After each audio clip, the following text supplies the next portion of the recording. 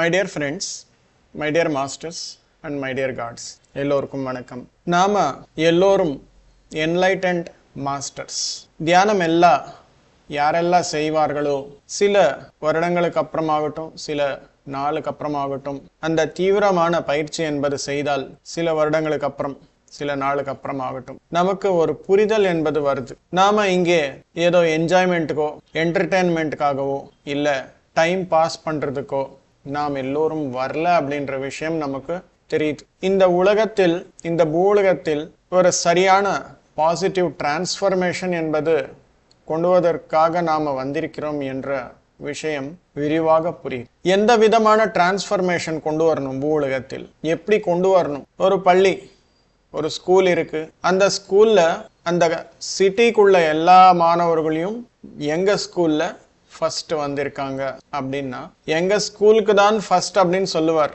அதாவது ஸ்கூல் அப்படின்னா அந்த ஸ்கூல்ல இருக்கிற இன்ஃப்ராஸ்ட்ரக்சரா, ஸ்கூல் அப்படின்னா அங்கே இருக்கும் டேபிள், சேரு, பிளாக் போர்டு, சாக் பீஸு, அந்த ரூம்ஸு, அங்கே இருக்கும் ப்ரொஜெக்டரு, இதுவா ஸ்கூல்? என்ன அது எல்லாம் இன்ஃப்ராஸ்ட்ரக்சர். ஸ்கூல் அப்படின்னா அங்கே இருக்கும் மாணவ மாணவியர்கள் மற்றும் ஆசிரியர்கள். ஒரு ஸ்கூலுக்கு ஃபர்ஸ்ட் ப்ரைஸ் வந்திருக்கு, டவுன் ஃபர்ஸ்ட் வந்திருக்கு, சிட்டி ஃபர்ஸ்ட் வந்திருக்கு, ஸ்டேட் ஃபர்ஸ்ட் வந்திருக்கு அப்படின்னா அந்த ஸ்கூல் இன்ஃப்ராஸ்ட்ரக்சருக்கு வரல மாஸ்டர்ஸ், அங்கே படிக்கும் மாணவ மாணவியர்களுக்கு தான் வந்திருக்கு என்ற விஷயம் நாம புரிஞ்சுக்கணும். ஆசிரியர்கள் எவ்வளோ கஷ்டப்பட்டா அந்த குழந்தைகளுக்கு எல்லாருக்குமே அற்புதமாக புரியப்பர். இந்த மாதிரி படிக்கணும், இந்த மாதிரி எழுதணும், இதுதான் சரியான முறை என்று சொன்னா அவர் எக்ஸாம் எழுதுனா அப்போதான் வருது அவருடைய ஸ்கூலுக்கு ஃபர்ஸ்ட் பிரைஸ் என்பது. அதே போல் இந்த உலகம் முழுவதும் மாற்றம் கொண்டு வரணும் அப்படின்னா இந்த பூலகத்தில் இருக்கும் அனைவருக்கும்,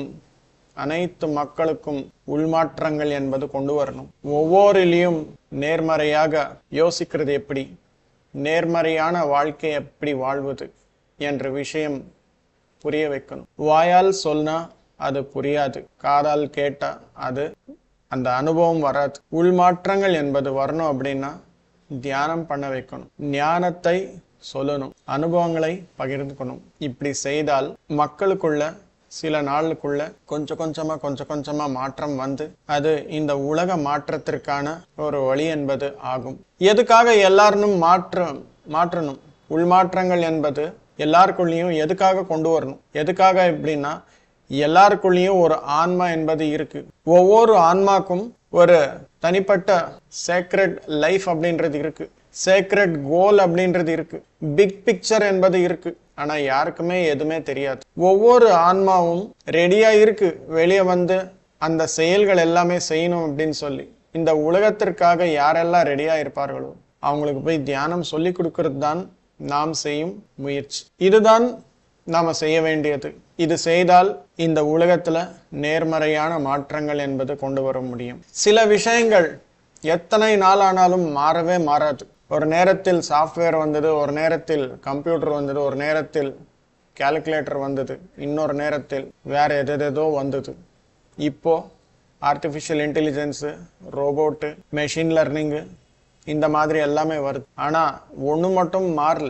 நாம சாப்பிடும் சாப்பாடு, தேவையான அளவுக்கு தூக்கம், மகிழ்ச்சியாக வாழ்க்கை வாழ்வது என்பது அப்போ எப்படி தேவையோ இப்பவும் அதே மாதிரி தேவை என்பது இருக்கு. அதற்காக உள்மாற்றங்கள் என்பது கொண்டு வரணும் அப்படின்னா முதலில் குழந்தைகளுக்கு தியானம் என்பது சொல்லணும். ஒவ்வொரு பள்ளிக்கூட்டத்திலையும் நாம் எல்லோரும் போய் இந்த விஷயங்கள் எல்லாமே பகிர்ந்தால் ஆட்டோமேட்டிக்கா அவருக்கு எல்லாருக்குமே இன்னும் எவ்வளவு ஆழமான உயர்ந்த டெக்னாலஜிஸ் வந்தாலும் சரி, இந்த ரிக்குவயர்மெண்ட் என்பது நானே பார்த்துக்கணும், இது யாராலையும் டெக்னாலஜியால கிரியேட் பண்ண முடியாது அப்படின்னு சொல்லி தெரிய வருது.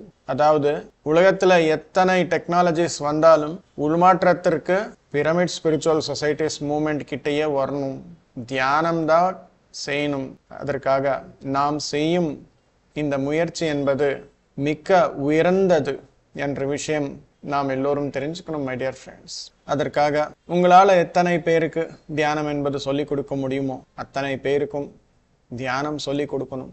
தியானம் சொல்லிக் கொடுத்தால் இந்த உலக நன்மைக்காக நீங்க செய்றீங்க அப்படின்னு சொல்லி அர்த்தம். திரும்பி நாளைக்கு இதே நேரத்தில் நாம் எல்லோரும் இணைந்து தியானம் மற்றும் சத்சங்கம் செய்வோம். அப்போது வரைக்கும் நன்றி மாஸ்டர்ஸ், வணக்கம்.